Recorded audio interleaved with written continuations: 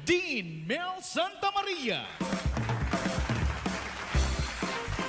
Magandang gabi po sa inyong lahat. Welcome na naman alas 8 dito sa Dean Mel Show. Ako po ang inyong host, Dean Mel Sta.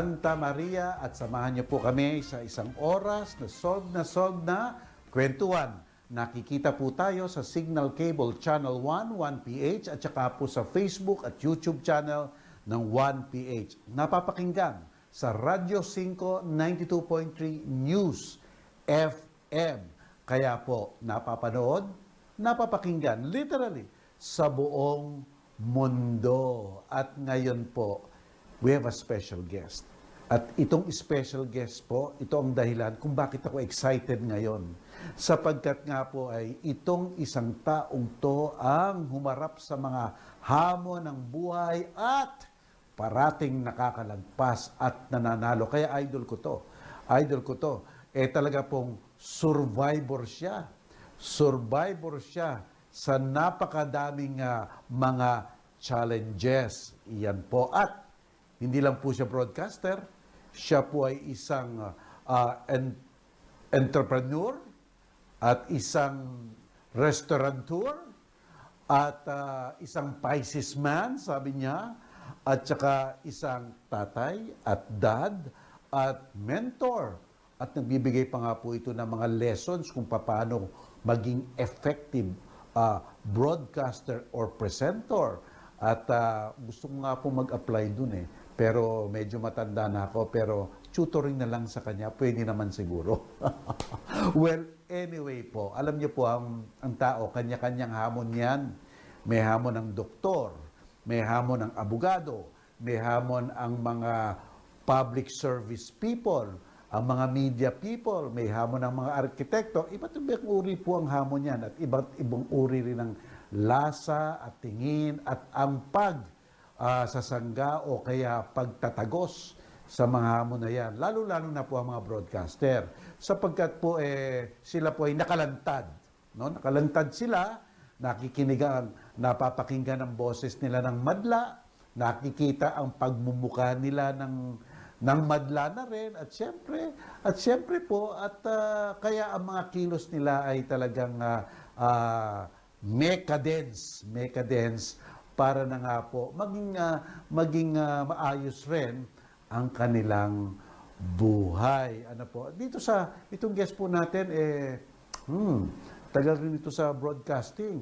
At saka po nadatnan ko nga po ito, nasa TV5 na siya, nauna po siya siyempre sa akin. At batang-bata pa po siya. Di hamak na talagang mas matanda ako sa kanya. Pero even then, he has already been filled with experience.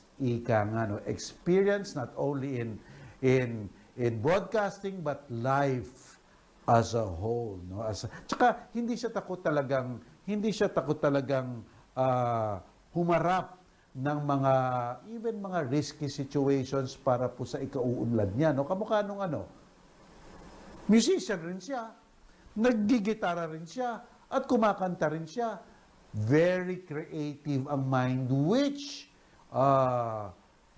we have to know kung anong sikreto niya, di ba po?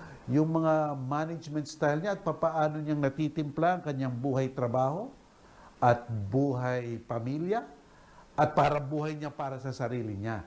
Siguro yan po ang ating siguradong malalaman sa kanya. Pogi siya. Minsan nga po, pinagkakamalang kaming kambal kung kausap namin lasing. Hindi, joke lang po yun, joke lang. Anyway, kaya po ang guest natin ngayon, walang iba, kung hindi, si Paolo Bediones, ang main anchor ng Frontline sa Umaga tuwing alas 6 sa TV5. Okay, balik-TV na po siya. At ang love niya, ang newscasting. Kaya, let's talk to him. Magbabalik po kami. Huwag po kayong aalis. Ito po ang Dean Mel Show.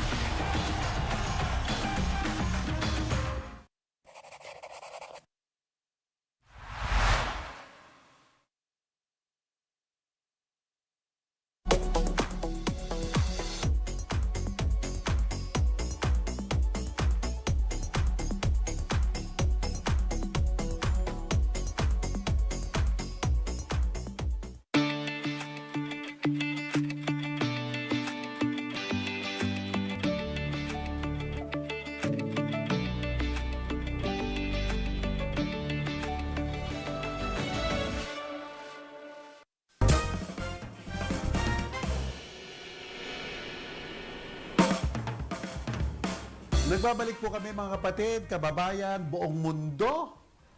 Nandito po kayo at nanonood sa The Dean Mel Show at wag na po tayong patumpik-tumpik pa. At palagay ko excited na kayong marinig ulit siya, ang ating kapatid at ating idol na si Paolo Bediones. How are you, Paolo? How are you? Hi, Dean Mel. Na-miss kita. Eto, buti. Kamusta ang pandemic? Paolo, how are you coping?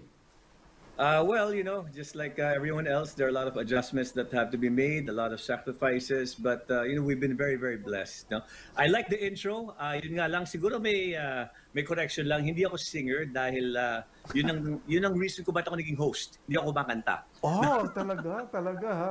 Well, pero ang galing mo accompany sa kumakanta. At least ayos na rin yun. Yes, yan. Ah. Pwede tayo dyan. Pasado tayo doon. But also, Paolo. you mentioned na gusto mong magpa-tutor sa akin. In my opinion, hindi mo kailangan ng tutoring. You know, as is, it's perfect. I'm loving it. I love the look. I love the energy. I love the, you know, it's very you. You know, so I'm so proud of you, Dean Mel, that you went out and decided to do the show. It's very entertaining and it fits you. It fits you.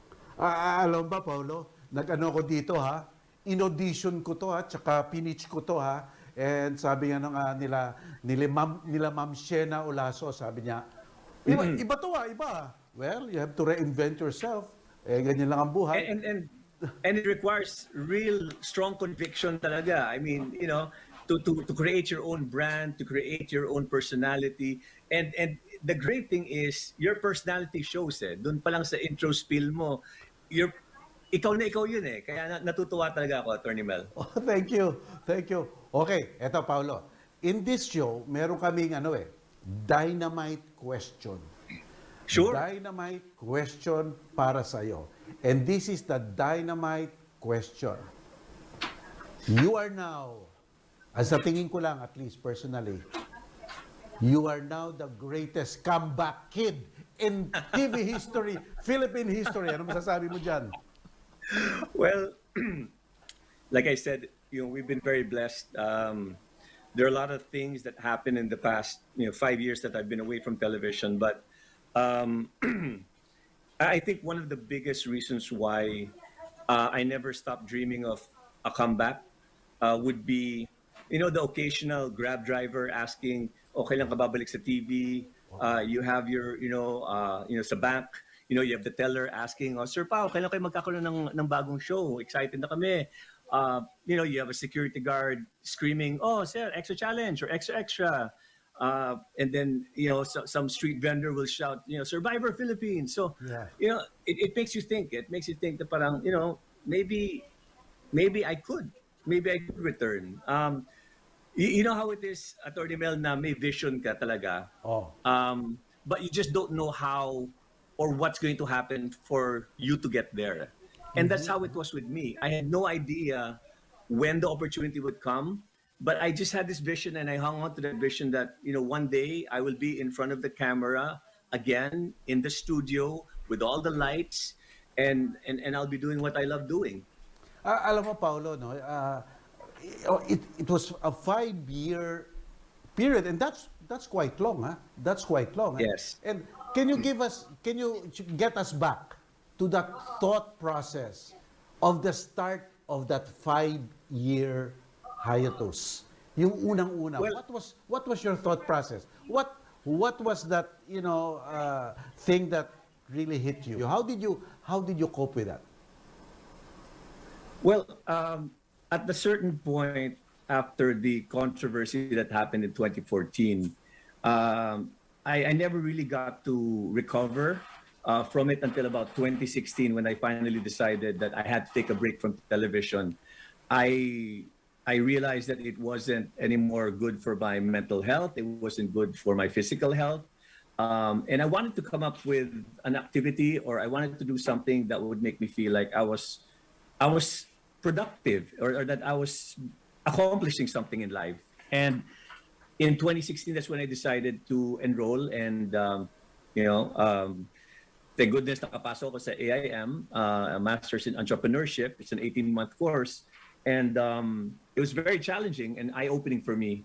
My first time to be back in the classroom, after 20 years. But it kept me focused, and at the same time, it also kept me distracted. It was a very welcome distraction from what had happened to me. I think the hardest part, really, if something like that happens to you, is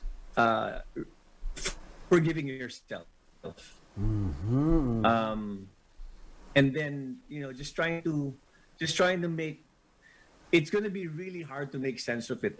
But when you look back, diba sabi nga, diba, everything is 2020 in hindsight, right? And when I look back, I see that there was a confluence of events that would lead to today, just as in any other day, it would be one event after the other. That if you look at it individually, you don't know how the pieces fit. Pero if you put the pieces together, you see, oh, okay, so it forms one big puzzle pala. And really the challenge was to continue believing that, there's a big plan out there, a plan that's greater than any of us could ever dream. That kind of attitude, no, you try to continue to believe, to hope and hope and hope. How did you sustain it? Ang sabi mo nga kanina, the future is such an unpredictable thing, no? And it's only hindsight that you see the confluence of events, no? How did you sustain that hope, that belief? Well, when something is planted in your heart, there's a reason for that. It's not just there for, kumbaga trip lang. Hindi. There's a very, very pure reason why it's there. And every time that I go out and I'd, be in a Grab, for example, and the Grab driver would ask me, when are you coming back to TV? Or maybe a bank teller would say, oh, Sir Pao, kailan yung next TV show nyo? Excited na ako mapanood yun.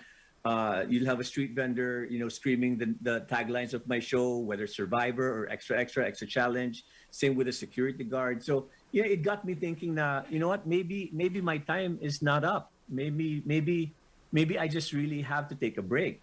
Pero alam mo, Attorney Mel, when you visualize something and you really believe in it,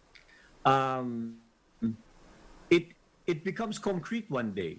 I believe in that. I believe in manifesting. I believe in, that's why ako, as much as possible, I want to stay away from negative thoughts. I want to just attract the positive and continue praying for blessings, so that I can continue to be a blessing to other people.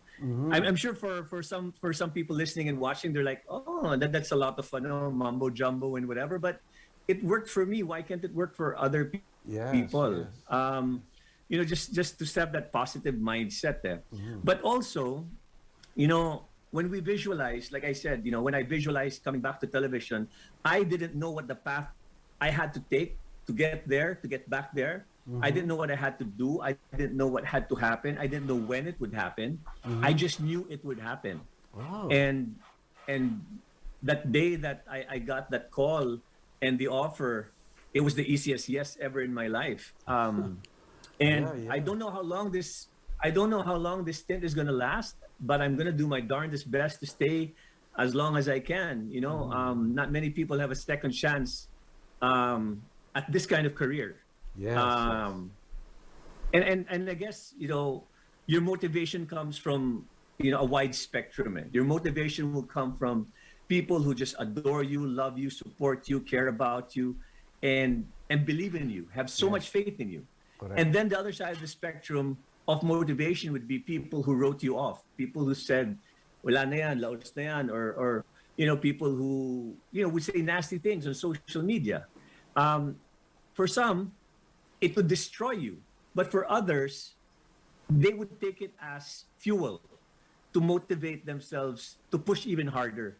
Not to prove them wrong, but to prove that where you want to go and that whatever's planted in your heart, that desire, is something that is pure and is something that you should strive for.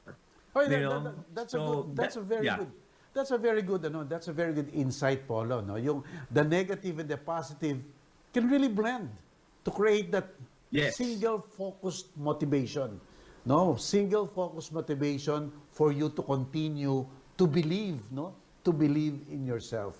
But ito 18 months to, Yes. Paolo, 18 months. And so after that 18 months, after the studies, the homeworks, the thesis, the everything else, then you have another crossroad to go, no? So what else? What else? Ano pang inisip mo noon? Okay, it's finished. So what else did you do? So during those 18 months, you're supposed to enroll one of your businesses in your class, and I enrolled my restaurant Punta, and I had to show that the lessons I learned in class I was able to apply in my business. And after I finished the 18 months, may kulang pa akong thesis, but after I finished the 18 months, I decided to open other businesses, and it was an eye-opener because I realized ang dami ko pa palang pwedeng i-pursue. And slowly, show business or being on television wasn't so much a priority.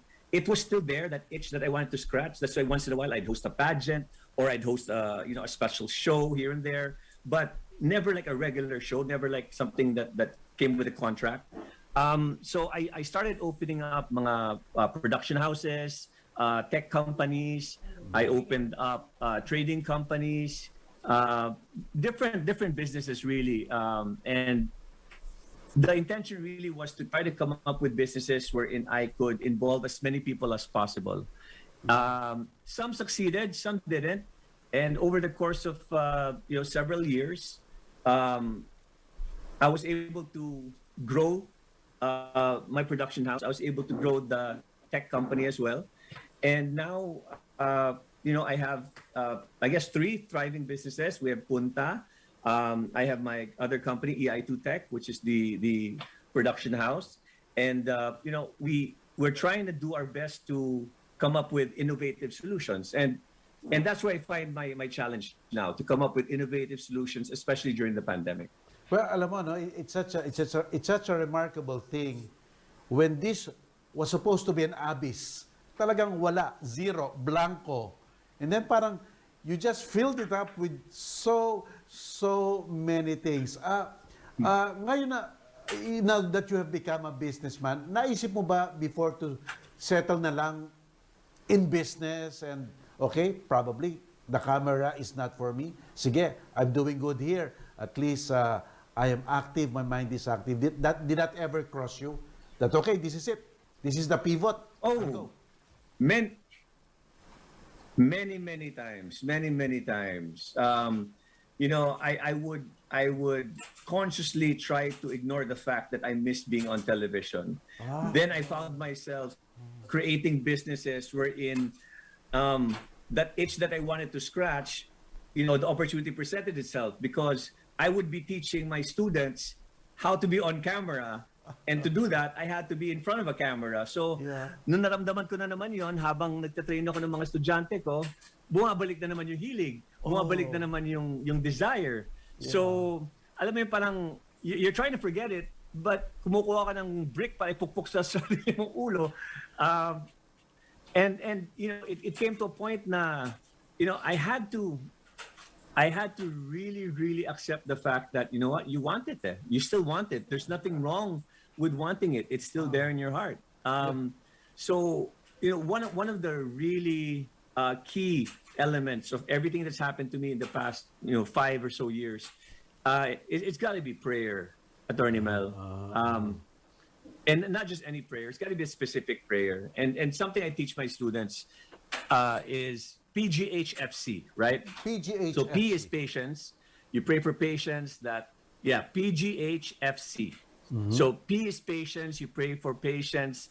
That there are big plans ahead of you. You don't see it really now, but again, that's what faith is. Patience to continue doing the good work, even if you don't really see any immediate reward coming. G is gratitude. Just be thankful for all the blessings you receive, big and small, and continue to try to be a blessing to other people in any way, shape, or form. H is humility, accepting the fact that you don't know everything, and that desire to want to know if you are wrong and how you could correct that wrong. humility as well. Just having that spirit of curiosity, because I don't know everything. I am now curious about everything as much as I can. I want to absorb as much as I can. The other F, or we go to F, is forgiveness. Kasi, Attorney Mel, it's so hard to go through life na may bigat sa puso, di ba? So you pray for forgiveness, that you forgive people who've wronged you, who've trespassed you, who've put you down. And then you pray for those people who you've offended, who you may have crossed, or who you may have let down. And then you pray that they forgive you. We will go through this life not knowing that there's maybe 1, 2, 3 people out there who just really, really are angry at you. And we won't know, the reason for that unless we meet that person again. Yeah. But what if we don't? So the best thing we can do is just pray that, hopefully one day, that person, for whatever we may have done to them. Then the last one is C, contentment. We want to pray for contentment because we know that we are exactly where we have to be at this point in time. Yeah. There's nothing wrong with aspiring for more. There's nothing wrong with being ambitious, but really, it's a spirit of contentment, that you're happy with what you have. This is more than you need. And oddly enough, when you have that kind of spirit, that's when bigger blessings come into your life. Yeah, I know. I'm very struck. No, I'm very struck, and the kind of insight when you said, I tried to deny that I miss broadcasting, and yet it keeps coming back to me, and yet it's coming back to me, and yet you continue doing it. You continue doing it. Do you think talagang there's someone up there na, oh, no, I'll not let you go. I'll not let you go. You're not finished yet. Do you think that way? I think that's exactly what it is. You just have to have faith in the divine, or faith in the universe, whatever you believe in, and it's all about some purpose that you have to fulfill. If you keep on coming back to a certain place, there's a reason for that. And I find myself coming back after 5 years again, when a lot of people have written me off, when I've written myself off. I guess there's a purpose for this. Yes. And I mean, in coming back, I know that mentally I've changed in so many ways. I'm not as anxious. I'm not as uptight, especially with myself. I'm not too hard on myself now. I used to be. I'm not a workaholic anymore. I try to strike a work-life balance. I continue praying every single day that, that this second chance of mine that's been given to me, I pray that I have the opportunity to squeeze as much as I can from the experience, because again, like I told you, I don't know how long it's going to last, but I'm just really glad that I'm here, and I've been on air for the past a week and a half pa lang. Oh, wow. But iba talaga, Attorney Mel, when the camera started rolling and I started talking, and I was like, oh wow, it's like, and then our partner ko sa Frontline's Umaga is Marga. Yeah. And Marga Vargas, yes. And we've worked before many times, and again, such a blessing to be working with her, because we already have a certain chemistry. We already know each other. It's walang kapaan or anything. It's and again, to come to work with that kind of environment, the partner you're working with, is on point, is sharp. She understands the the task at hand. I've been really blessed, Attorney Mel, that in my career, over 30 shows I've hosted. I've been so blessed that every single co-host that I've had, Yes. just really made work so pleasurable, such a joy, because bukod sa matalino, they're so pleasant to be with, and at the same time, napaka-sharp, mabilis. If I make a mistake, sasaluhin nila ako. They encourage me. We encourage each other. So such a huge blessing to be able to have worked with, over a dozen female co-hosts in my career, and it's a pattern. It's a pattern that's not stopping. I continue to be blessed with partners that are just so great to work with. And in the meantime, while you're in that hiatus, you begin to represent the Philippines in Sydney's Asia TV for DepEd. It's such a privilege. Ano? Alam mo na, wow, I'm doing something and people gets affected by what I do. Walk us through that one. Walk us through that one, Paolo. So when the pandemic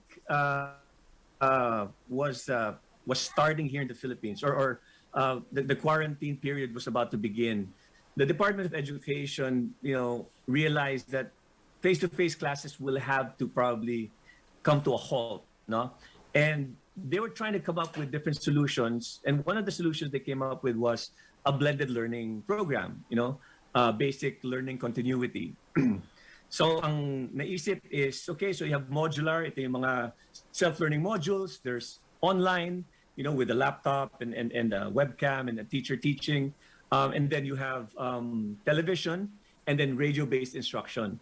So at that time, I was asked if I would like to volunteer to train mga teacher broadcasters on how to be television presenters. Kasi yung mga public school teachers natin, syempre wala silang experience in front of the camera. So, I put together a team, with Ma'am Lucy Cruz Valdez, with Ma'am Jessica Soho, with sila Karen Davila, Arnold, so all of our friends from the media, from the broadcast industry, veterans, each and every one of them. And I'm so thankful that they all said yes to the project. The teachers were so blessed that ito yung mga mentors nila, no? Wow. And so from there, what happened was I saw the video lessons that they were trying to produce, and I gave them a helping hand.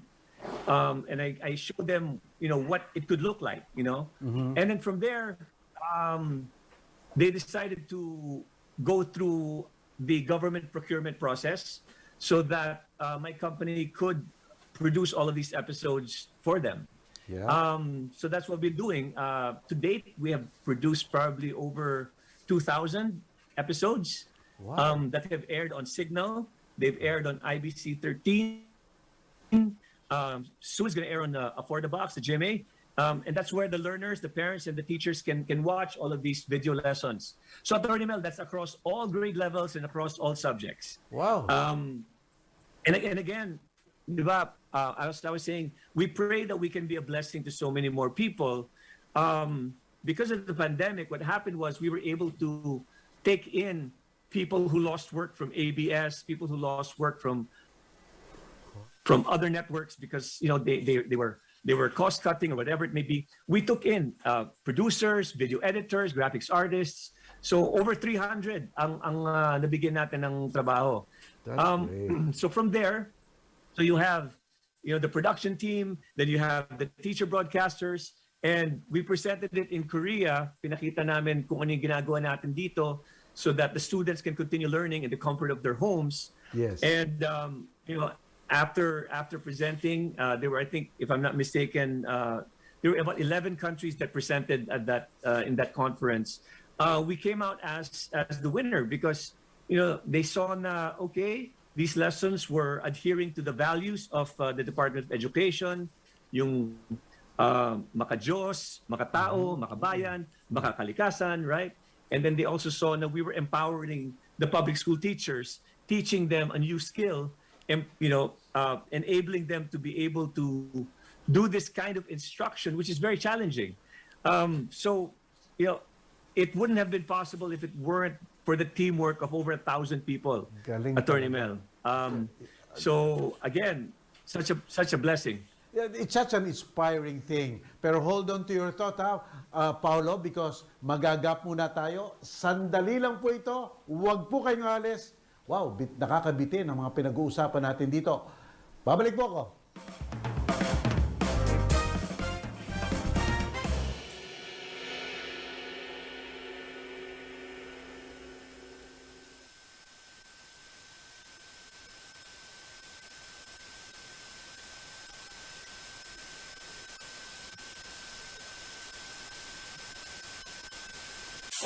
this September.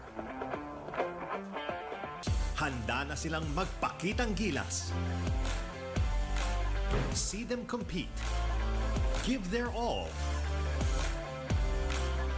And bring honor to the nation. Catch these ladies battle in the world stage live on One Sports, One Sports Plus, and Smart Gigafest. Buko ang katabi, hey! Buhay komedya, hindi ka magsisisi. Hoy, nandito lahat sila. Kukupo, umiiyak sa tawa. Buhay, buko, buhay, buko,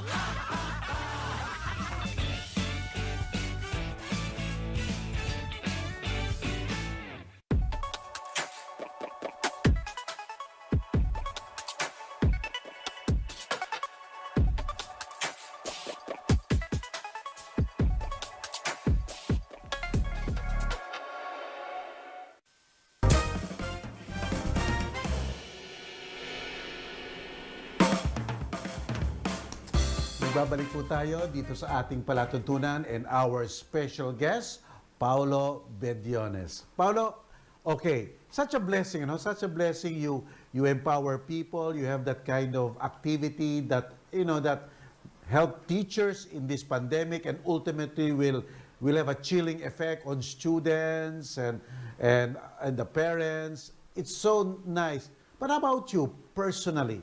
How about family matters? Kamusta naman ang family mo? What makes you happy sa mga ibang bagay?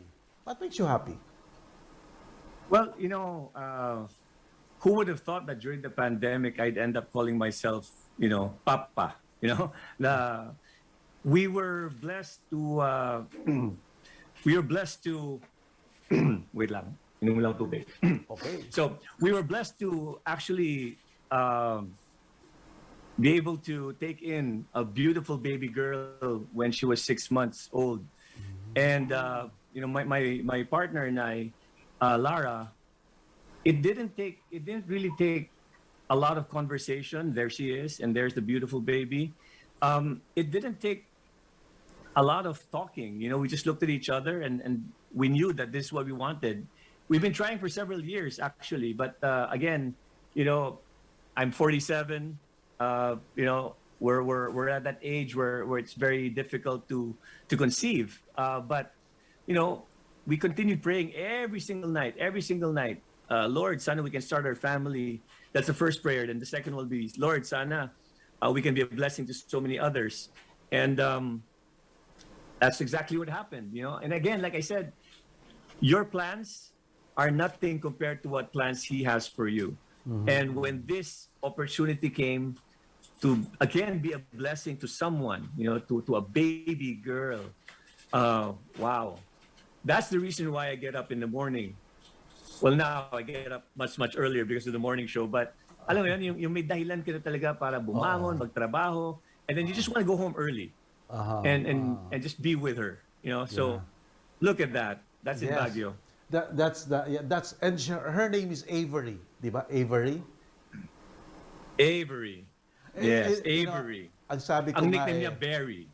Ang ibig sabihin ang sinasabi ko nga sa mga tao, when you do these things and you take in a little boy, a little girl in your life, and it didn't even come from your physical, biological self, it is more fulfilling kasi it was a choice.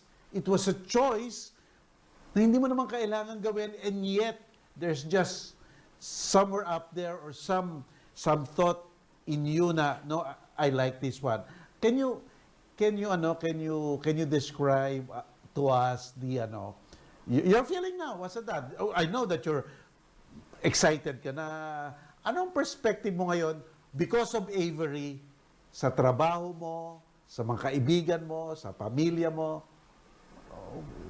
What has happened?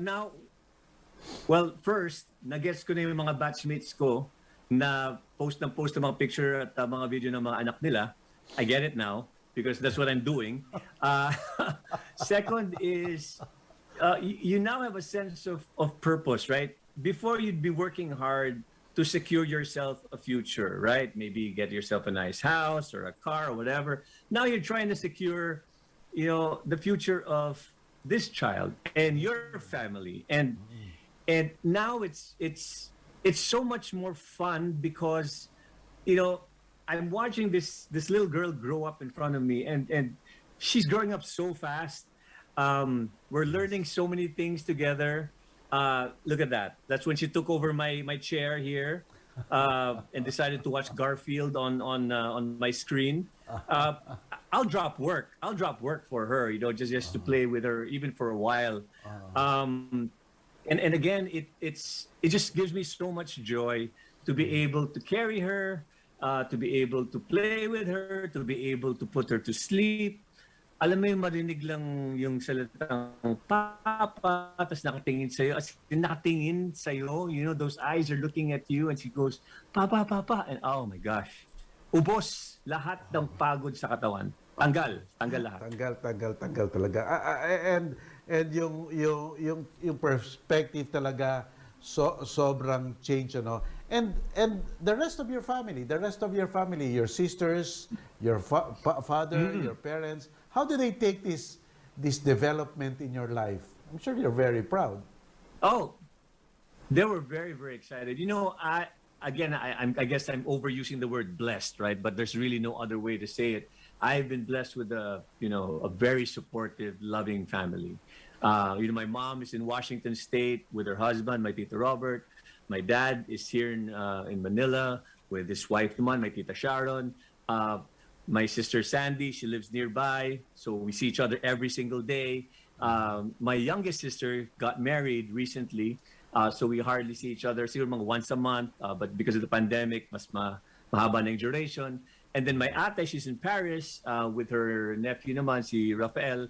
And when they found out about my decision, or our decision, me and Lara, they were just so supportive. It's something that I guess when they see that I'm happy, and when they see that I love what I'm doing, or I love someone, then it's the same for them. And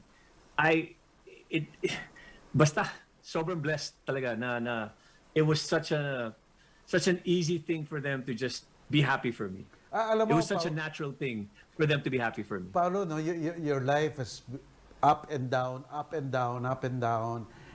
tapos nagsisettle na. Sa tingin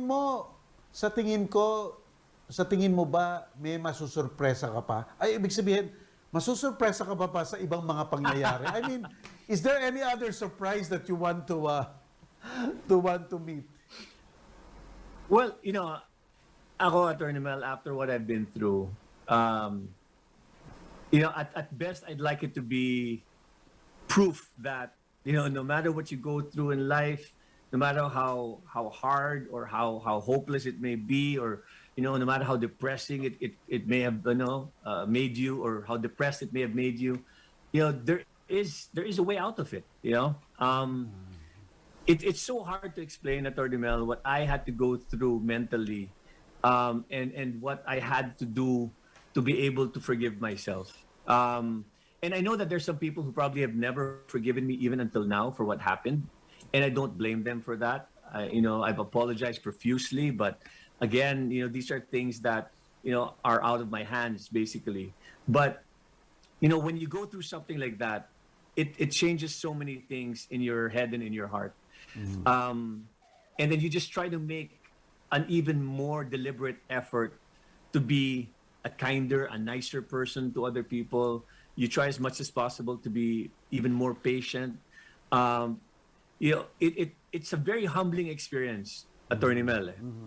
When you're exposed in a certain way that people can attack you so easily, and in this day and age of social media, and that's exactly what it was. That was social media was on an uptick then, and unfortunately, Facebook wasn't able to immediately pull down any of questionable content.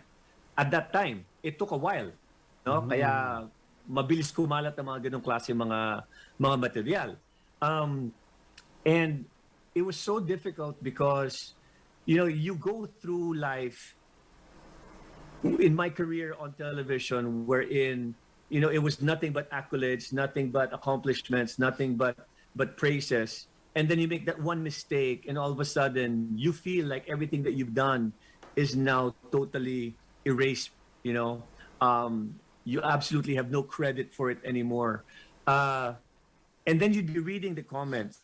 And here's one of the things that I learned, Attorney Mel, and I hope, a lot of our viewers and listeners can also, heed this kind of advice that I'm about to give.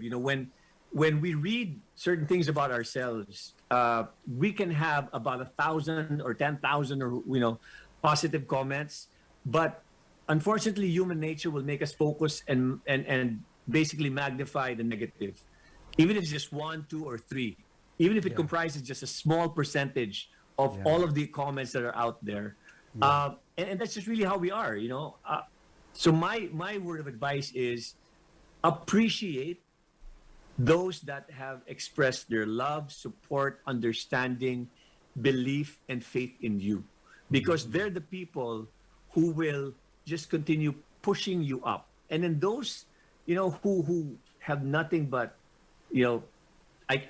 obviously they bash, they have nothing but bad things to say. Madali lang naman i-determine yan, Attorney Mel, di ba? If something is meant to make you a better performer or person, then that's constructive criticism. If something is meant to just bring you down, make you feel bad, make you want to hide inside your room for 2 months, then that's obviously bashing. And social media basically gave us a platform to be able to just say whatever we want to say in the guise of someone else, or with anonymity. Kaya tumatapang ang mga tao. I mean, obviously, mas matapang ka dahil alam mo, ang chances na makakaharap mong tao are 0. Right? Yeah, correct. So, correct. Ayan, Para bang- tapang mo eh. Para bang Paolo, yung this is a kind of rebirth. Alam mo yun, yung rebirth, I'm reborn, being born again in some way.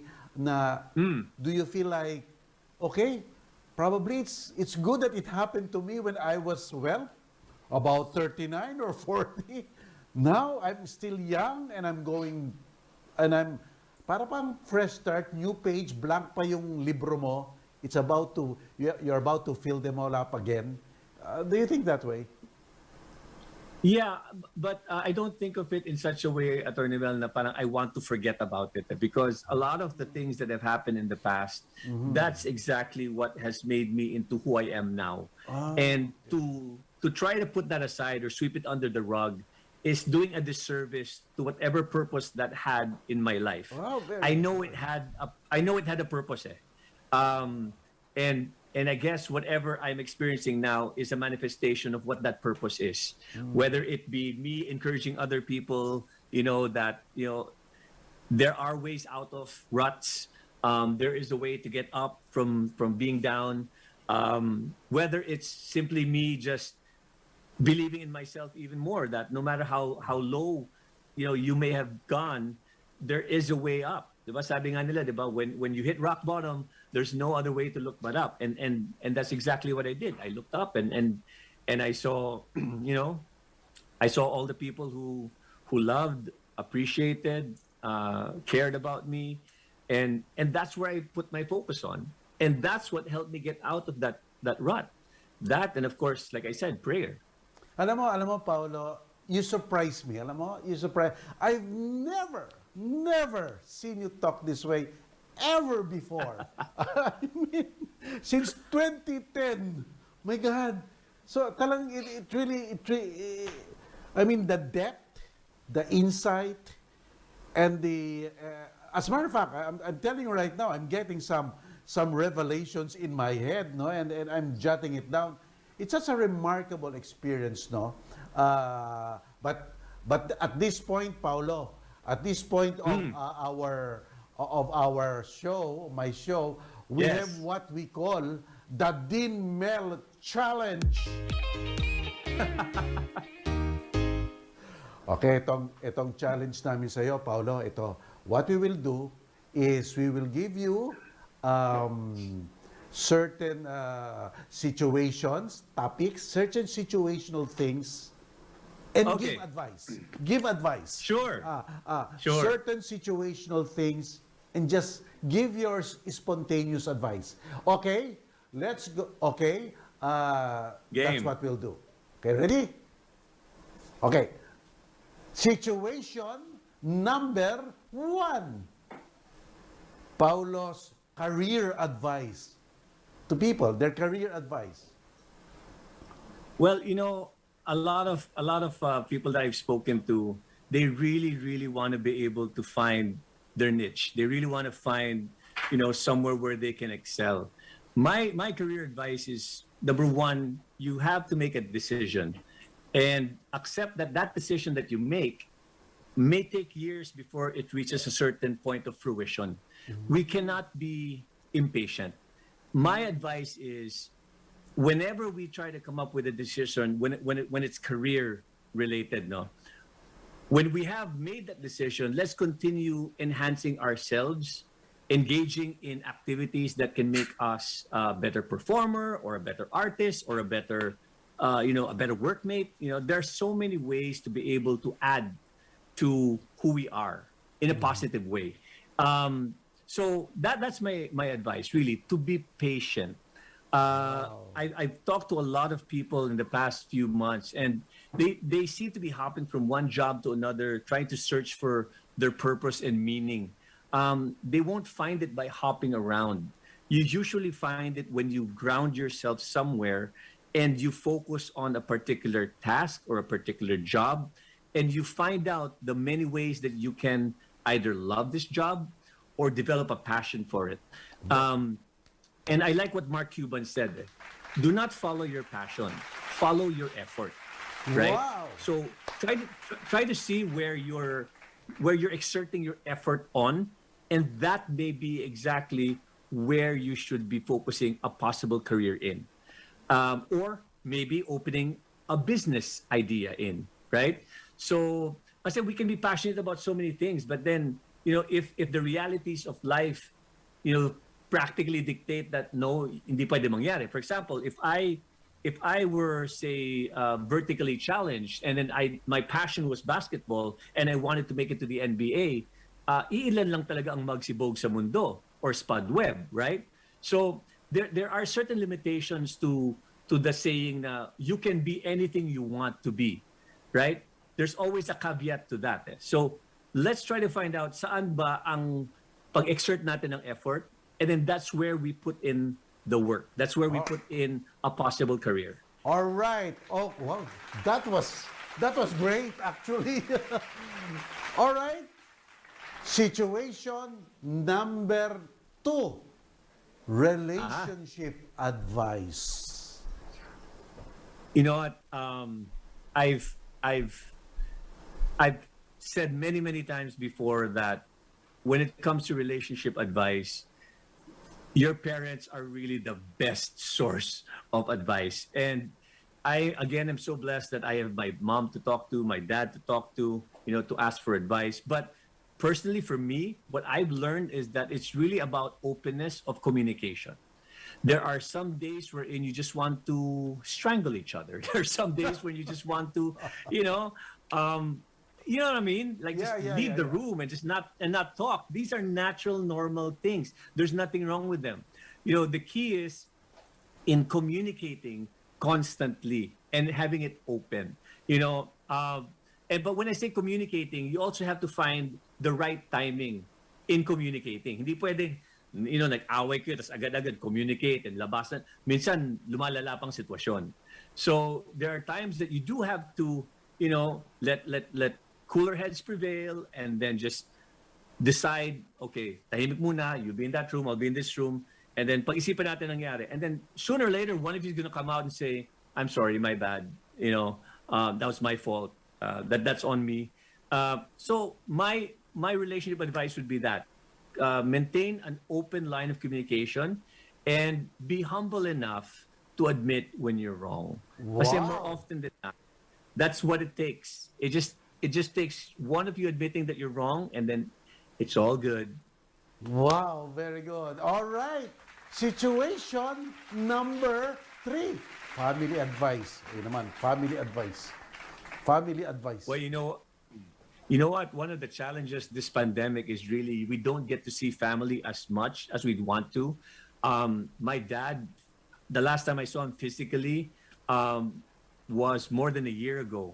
And it really saddens me because we would spend a lot of time together and just talk about anything, and it's so hard not being able to do that. I mean, even if you have Zoom or you have video conferencing, it's not the same, right? My mom has been in the States for several years, and I make it a point that once in a while I have to I message my mom, my dad, or my tito or my tita, and it's really something that I hope everyone just understands that this pandemic really is going to hit us in so many ways from so many sides, and family is really what's going to keep us together here. Wow. And here. Ang galing, ha? Wow! Very good. All right. Well, that was really something, ha? Like it. Love it, love it, love it, love it. All right, okay. Now, situation number 4. Advice on one's ambition. Well, as I said earlier, there's nothing wrong with having ambition. What's important is we see where are we putting our effort. Now, if something is planted in your heart and you know that it's pure, you know that it's coming from a good place, from good intentions, then pursue it.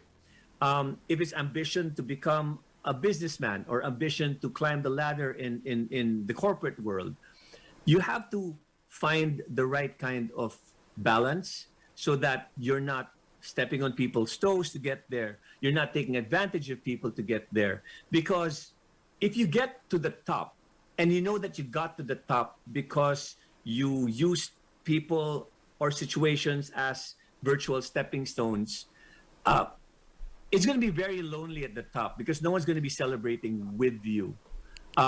So I think we want to put our ambitions in check, so much so that we know that we're getting there, but we're getting there the right way. Wow, ang galing. I don't want to be lonely at the top if ever I get there. So, okay, the last one, Paolo, the last one. Situation numero 5. Advice for Dean Mel.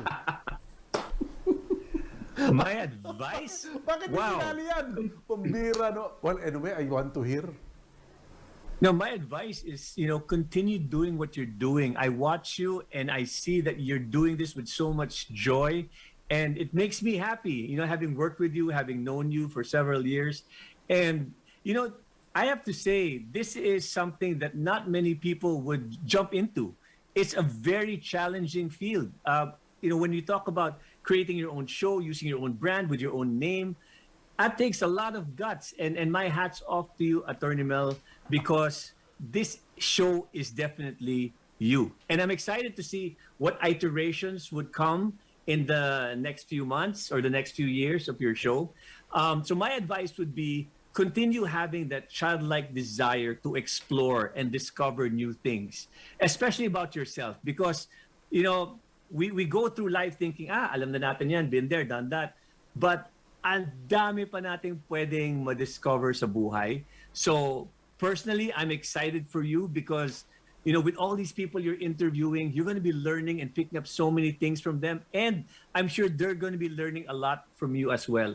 It's such a great kind of relationship. And what you're doing, more importantly, Attorney Mel, what you're doing adds value to your viewers. It adds value to your listeners.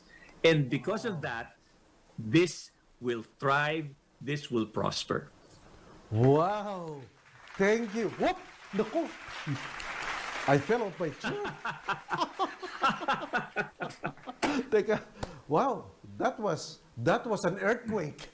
But anyway, Paolo, thank you. Pero, well, before we leave, no, kita mo itong ano ko, this my background. Pakita nyo nga kay Paolo yung background ko. Yan, that is it. My favorite group, there. Wow. What is your favorite Beatles song? What is your favorite Beatles song? Wow. You know what? I grew up with the Beatles because my dad would play the guitar. So, name it. Yesterday, Here, There, Everywhere. Ang dami.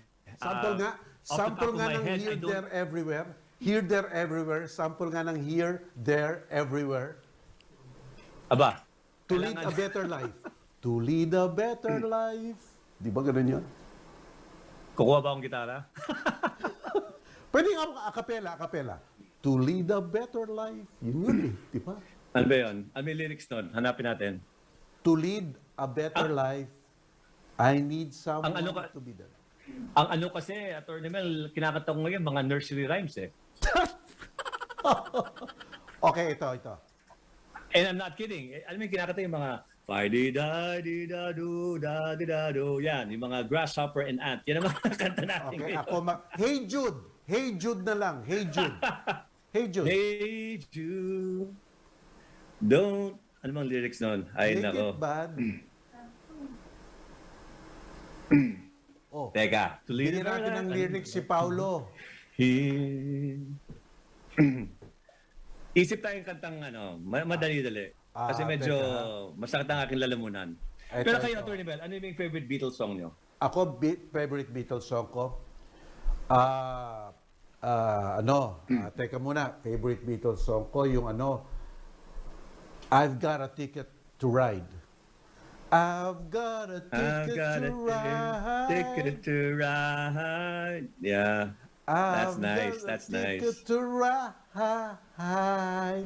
I If got a you- ticket to ride, but she don't care. Ako na kumante, Paolo. If you could watch a concert, anyone right now, sabihin natin walang pandemya, who would you watch? Who would you spend money on to watch live? Filipino or foreigner?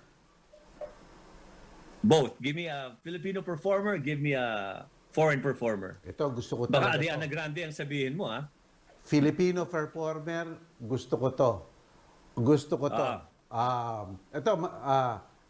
Because of napanood ko ulit siya. Alam mo si Pilita Corrales, I want to watch her again. Baka maging guest ko yan eh. Si Pilita Corrales. Yes. You should invite her. Yeah, You I should will. invite her. I Very Or I engaging, have. very entertaining. Sa Amerika naman, sa abroad, si Carol King. Oh. Carol King. Ano ba yung kinanta ni Carol King? Alam mo ba yung nakalimutan ko na. Ito, Carol King. May lyrics na tayo. Ano yung lyrics natin? Ano yan? Pakita mo kay Paolo. Hey Jude. Paolo, that's the lyrics of Hey Jude. Sample nga. Hey Jude, don't make it bad. May ako. May palaka ako sa lalamunan. Take a sad song and make it better. Remember to let her into your heart. Then you can start to make it better. Akmang-akma sa ating topic for I today. like the song, but again, para ako nagtutula dahil masakit ang lalamunan ko. By the way, what are you drinking? Salabat? Tea. Yes. Tea. Paolo, thank you very much for being with us. It was a pleasure, an honor, and sincerely coming from my heart, it was a joy. It was really a joy to be with you tonight. And I'm really truthful here, huh? You surprised me. Your transformation is spectacular. And my God, I'm so amazed. And thank you very much. It was a joy. I hope one of these days you invite me back again on your show para we can continue updating each other. Part I two. wish you the best of luck. Continue doing what you're doing, Attorney Mel. I can see the happiness, the joy. And it's very rare for people to be able to find that sweet spot, and I think you found it. So, just embrace it and squeeze it for all it's worth. And you deserve all of the blessings, the accolades, all of these guests coming over. I'm just so happy, and I'm just so really, really proud of you. Thank you, Paolo. It was really an honor and a joy. Salamat, salamat, salamat. Thank you. God bless, stay safe, and stay protected, Attorney Mel. See you soon. See you soon. Alam niyo po, what happened to us tonight, I was truly enriched. Man, it's very rare that I get surprised with people I know. And Paolo, alam mo, I know him, as a happy as a happy guy. Okay naman siya noon. A very candid person, but the depth, the deepness, the profoundness, the profundity of the night was just pervasive because of Paolo Bediones. Well, anyway, mga kapatid, I'm sure may napulot kayo ngayong gabi at, dyan na po kasi nagtatapos ang ating programa ngayon. Ito po muli ang inyong lingkod, Dean Mel Show sa 1PH. At huwag niyong kakalimutan, kami, ang boses ng pinagkakaisang Pilipinas. Bye-bye, everybody!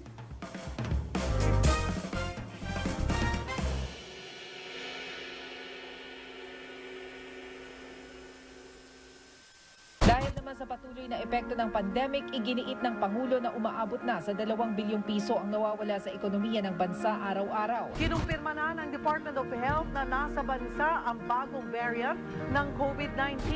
Pero si Nancy at 2 niyang anak, gagawa na lang ng paraan kung paano hindi kakalamang sikmura nang hindi nahahawa